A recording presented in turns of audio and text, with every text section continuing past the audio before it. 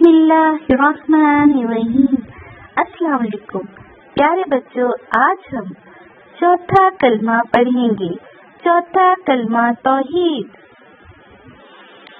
لا الہ الا اللہ وحدہ لا شریک له له الملک وله الحمد يحيي ويميت وهو حي لا يموت أبدا أبدا ذو الجلال والإكرام بيده الخير وهو على كل شيء قدير۔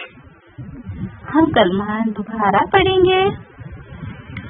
لا الہ الا اللہ وحدہ لا شریک له له الملک وله الحمد يحيي ويميت وهو حي لا يموت أبدا أبدا ذو الجلال والإكرام بيده الخير وهو على كل شيء قدير۔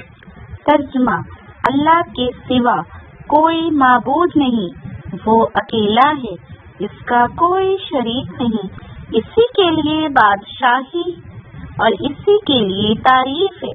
وہی زندہ کرتا ہے اور مارتا ہے، اور وہ زندہ ہے، اس کو ہرگز کبھی موت نہیں آئے گی، بڑے جلال اور بزرگی والا ہے۔